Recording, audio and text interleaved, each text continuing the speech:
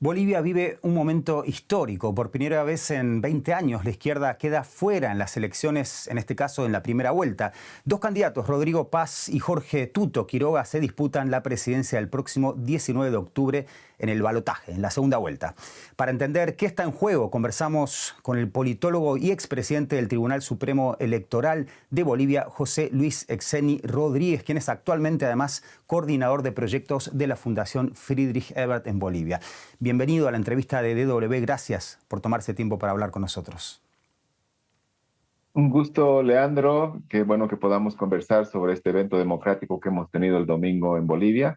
Y todavía estamos tratando de entender los resultados. Creo que eso es bueno porque una regla democrática es incertidumbre en los resultados y ahora estamos analizándolos.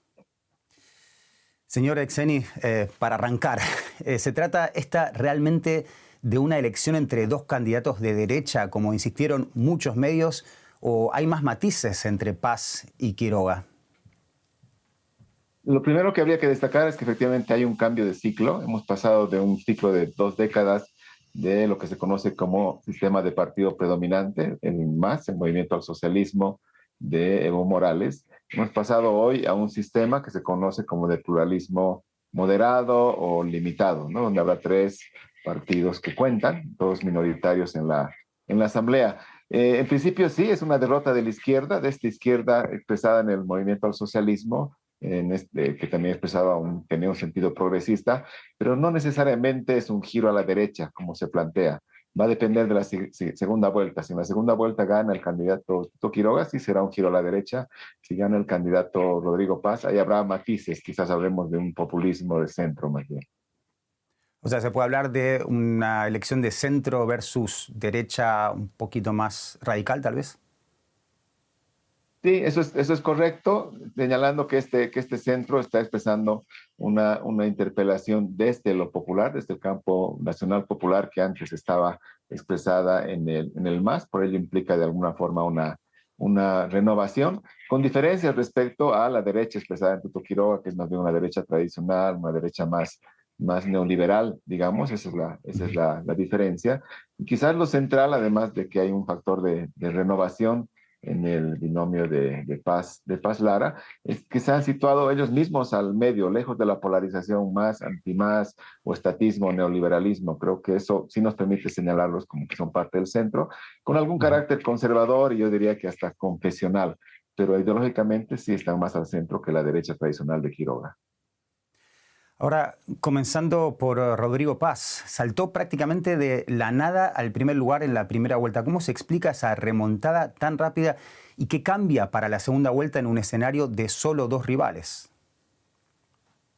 Así es, no lo vimos venir en las encuestas, en las 11 encuestas que se publicaron. Rodrigo Paz estaba quinto, cuarto en las últimas encuestas.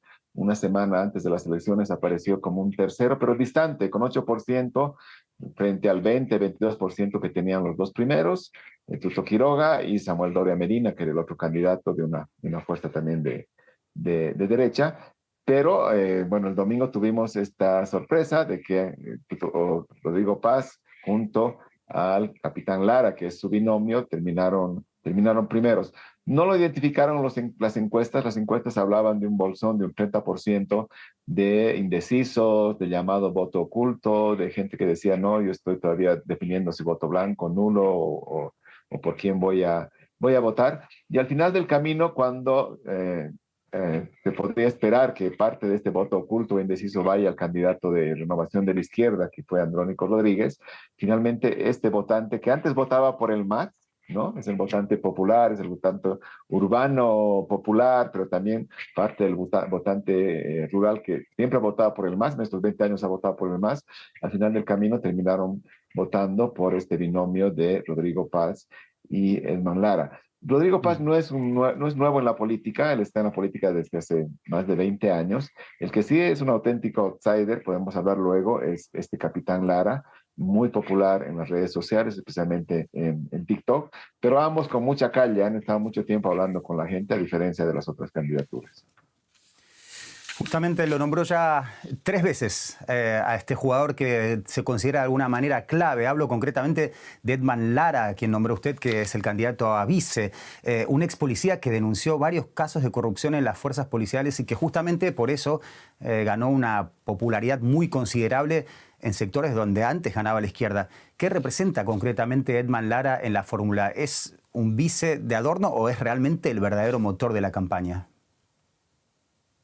Bueno, Edman Lara, que como bien dice es un ex capitán porque ya fue dado de baja o bueno, se retiró de la policía y después es un estudio de como una carrera corta como abogado, irrumpe en la escena política boliviana en los últimos 2 años desde las redes sociales, básicamente desde una cuenta de TikTok, desde la cual es muy activo con la interpelación y con la bandera doble, una de renovación, porque él efectivamente no viene de la política tradicional. Dos, desde un discurso muy antisistema, incluso muy antipolítica, ¿no? Y tercero, desde una lucha contra la corrupción. Efectivamente, su principal bandera ha sido denunciar la corrupción en los altos mandos de la policía y por eso terminó como terminó. Y su propuesta era, voy a hacer extensiva esta lucha contra la corrupción a todo el sistema político, a todo el Estado. Creo que esa fue una bandera muy importante que de algún modo se complementó bien con lo que iba planteando Rodrigo Paz. La gran fortaleza de este capitán, más allá de a veces un discurso muy incendiario, muy fuera de tono, es que ha logrado sintonizar con el mundo popular, ¿no? Con la gente en sus discursos muy sencillos, muy cotidianos, muy del lenguaje del pueblo, por decirlo de algún modo, y con ofertas que tienen que ver también con la economía popular o con el capitalismo popular, como se llama, muy concretas, muy cotidianas al día a día de este segmento de la población. Entonces es un actor relevante, no es marginal. Hay quienes dicen que la principal votación proviene de ahí, yo creo que proviene obviamente de los dos, tanto de Rodrigo Paz como de Edman Lara. Antes de pasar al otro candidato, justamente usted hablaba de Paz, que habla de ese capitalismo popular. ¿Es una propuesta seria o solo es un eslogan político, digamos? Es un eslogan, pero está expresado en propuestas programáticas concretas, ¿no? Como reducir impuestos, eso les habla a todos los que están agobiados por los impuestos, reducir aranceles de importación, eso les habla a todos los que hoy son contrabandistas y que podrán pagar un arancel razonable, eh, re, eliminar la aduana, que en realidad es cambiar la aduana a un esquema de aduanas diferentes, público-privadas. Eso les habla a todos los que sufren esto en el comercio, brindar crédito muy barato, brindar vivienda popular sin una cuota inicial. Entonces tiene que ver con el mundo de los gremiales, de los transportistas, del sector popular informal, que en Bolivia es muy grande, es superior al 70%. Entonces, no está pensado, como en el caso de Tuto Quiroga, en la inversión privada, en las grandes empresas, incluso en inversión extranjera directa, sino más en el mundo popular. Por eso se habla de un capitalismo popular. Entonces, es fuerte eso, es uno de sus ejes, junto a la renovación, la integración nacional, la religión de la que podemos hablar y la lucha contra la corrupción. Creo que son los 5 elementos que caracterizan este binomio y uno muy fuerte, programático, discursivo, narrativo, y habrá que ver cómo se podría expresar en una ya gestión de gobierno, tiene que ver con la economía popular. Hablando de economía y hablando del otro candidato, Jorge Tuto Quiroga, él se vende como el hombre de experiencia, con contactos, con un plan de rescate del FMI. ¿Eso lo fortalece o lo ata más bien a su pasado? La pregunta es, ¿el FMI en Bolivia suma o resta votos?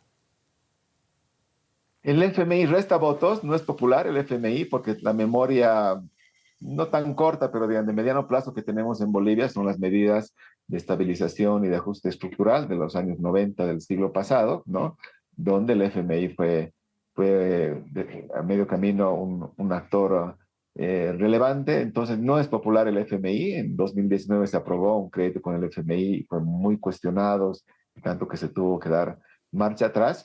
Pero ahora se está hablando, y durante toda la campaña, a raíz de la gran crisis económica que tenemos en Bolivia, que digamos es el dato central de estas elecciones, del contexto y de la propia campaña, una crisis económica severa que se expresa en una alta inflación, en escaseces de combustibles, de dólares, de productos importados, tiene que ver con cómo se resuelve esta crisis. Claro, más o menos se ha asumido esta suerte de inevitabilidad del ajuste, ¿no? La discusión es, ¿va a ser un ajuste de shock o va a ser un ajuste gradual? ¿Va a ser un ajuste con FMI o con otras fuentes de financiamiento? ¿Quién paga el costo del ajuste? ¿Cuál es la viabilidad política del ajuste? Eso está en discusión, y en esa discusión Tuto Quiroga se ha posicionado muy claramente. Ha dicho, al día siguiente yo voy a ir al FMI y voy a conseguir 12.000 millones de dólares que nos van a servir como fondo de estabilización para la estabilización cambiaria en el país, para la subvención de hidrocarburos. No parece muy viable, pero esa es su apuesta, además de privatizar y un poco desmontar el Estado en la lógica en la cual se ha construido durante todo este tiempo, incluso aspectos simbólicos, yo creo que muy importantes, muy avanzados, como la plurinacionalidad del Estado. Esa es una conquista de derechos colectivos del sujeto indígena, y Tuto Quiroga quiere dar marcha atrás en todo eso. Muy brevemente al respecto sobre el tema económico. ¿Qué tan decisivo puede ser el apoyo empresarial para Quiroga? ¿Puede el empresariado dar vuelta al resultado en el balotaje? No, porque el empresariado es muy importante en términos de la economía, de la inversión, pero no en términos de voto, ¿no? Por supuesto, hay sectores muy poderosos, sobre todo en Santa Cruz, la Cámara Agropecuaria del Oriente, la Cámara de Industria y Comercio, que ya están generando espacios para discutir, dice, el modelo económico con los candidatos. Pero yo entiendo que ellos no se van a inclinar de manera muy explícita por uno u otro candidato. Ellos siempre apuestan a ganador, como es razonable. Van a tratar de lograr compromisos de ambos candidatos a favor de sus sectores, ¿no? Como ya lo hicieron en la primera vuelta. Pero en términos de voto no son decisorios los empresarios. Quizás en términos de gestión pública van a ser decisorios, en términos de inversión, en términos de viabilizar políticas económicas, ahí sí. Pero en términos de votos, lo que cuenta, lo que más cuenta son los gremios, son los sectores sociales, como te decía, cooperativistas, transportistas, gremiales, sector informal. Y por supuesto, también hemos visto que hay un voto regionalizado, ¿no? Otra vez, Santa Cruz se ha inclinado muy fuertemente por la oferta de Tuto Quiroga. La Paz, el Alto, Oruro, la parte más occidental de Bolivia se ha inclinado por la candidatura de Rodrigo Paz. Es decir, más o menos lo que ocurría con el MAS, ¿no? Solo que ahora el énfasis no está tanto en el sujeto indígena, sino en un sujeto más urbano popular. Usted antes hablaba de ajustes, ¿no? Cuando Quiroga promete motosierra y machete para achicar el Estado, suena a una copia del libreto con el que llegó Milei al poder en Argentina. ¿Funciona ese mismo guión en Bolivia? No es tan exacto el guión, él no, digamos, no está hablando en esa lógica de desmontar todo, del Estado, hay que destruirlo desde dentro, o es enemigo, o vamos a cortar todo. En algún momento incluso dijo, matizó el discurso y dijo, no vamos a privatizar todo, vamos a privatizar solo las empresas deficitarias, hay que mantener las empresas estratégicas, vamos a mantener algunos bonos. Ha tenido que moderar el discurso porque sabe que gran parte eh, digamos, del mundo popular no quiere eso, ¿no? Tiene mucho apego al Estado, a un Estado que lo deje producir, que lo deje trabajar, que impulse sus emprendimientos antes que un no Estado o un anti-Estado, ¿no? En todo caso, sí es correcto, no es una motosierra, sí es un machete, porque él ha planteado, como decía, desmontar, sobre todo en la parte más simbólica, lo que fue esta construcción del Estado plurinacional, ¿no? Y en la economía claramente es un retorno a los 90 del siglo pasado, con políticas ortodoxas de estabilización y de ajuste estructural, ¿no? Que de algún modo se necesitan en este momento en el país. Pero, como decía, la discusión es quién va a pagar ese ajuste, cuál es el costo social de ese ajuste, qué va a implicar en términos de aumento de la pobreza, de la desigualdad. Eso es lo que está en discusión. Y a diferencia de Tuto Quiroga, el mensaje o el discurso, la narrativa de Rodrigo Paz y de Edman Lara ha sido: vamos a proteger al mundo popular, a su economía, la vamos a fortalecer, no es que la vamos a eliminar. En ese sentido, y muy brevemente porque quiero hacer más preguntas y nos queda poco tiempo, ¿qué conecta más con la gente, el plan de Quiroga o la platita para todos de Paz? Lo que se ha visto en esta elección, que lo que más ha conectado con el mundo popular es el plan de Rodrigo Paz y Edman Lara, como decía, el capitalismo popular, ¿no? Pero claro, todos asumimos, y el sentido del voto ha ido en esa orientación, que hay una crisis económica y hay que resolverla. Ahora, no está muy claro el programa de gobierno de Rodrigo Paz en términos de dónde va a gestionar los por lo menos 7.000 millones de dólares que se requieren de inicio para un fondo de estabilización. Él dice, vamos a recurrir a las entidades multilaterales, me imagino Banco Mundial, BID, CAF. No está muy claro. En ambos casos es crédito, ¿no? La centralidad del crédito, porque no tenemos todavía una economía que sustituya a la economía del gas. Y en ambos casos también es con reducción del Estado. En un caso en lógica de austeridad, en otro caso en lógica de un poco de destrucción de lo que había hasta el momento. Este balotaje marca para usted un final para la izquierda como la conocemos en Bolivia. Sí, como decía, es un fin de ciclo, es el fin del ciclo del MAS, instrumento político por la soberanía de los pueblos, más IPCP.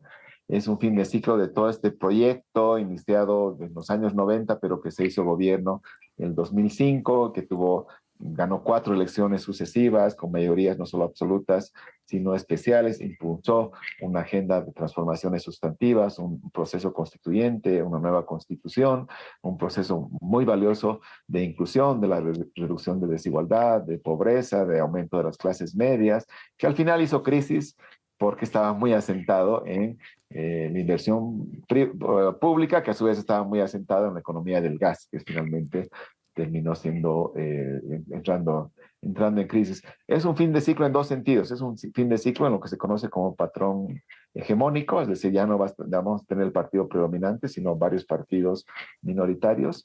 Es un fin de ciclo también en el modelo económico, ¿no? Ya no estará tan centrado en el Estado, era un modelo estadocéntrico, y ahora seguramente tendrá más presencia el mercado, la economía informal, el capitalismo popular. En esos dos sentidos sí es un fin de ciclo. No es un fin de ciclo de lo nacional popular, como algunos dicen, creo que son cosas diferentes.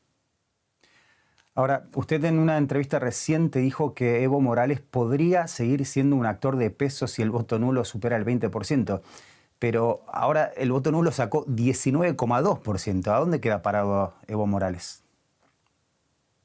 Evo Morales sigue siendo un factor de poder, ¿no? El porcentaje del voto nulo, aunque no es lo que él decía y esperaba, que era un 40%, o que iba a ser la primera fuerza, ese porcentaje que ha obtenido es relevante, es la tercera fuerza después de los dos que van a balotaje, ¿no?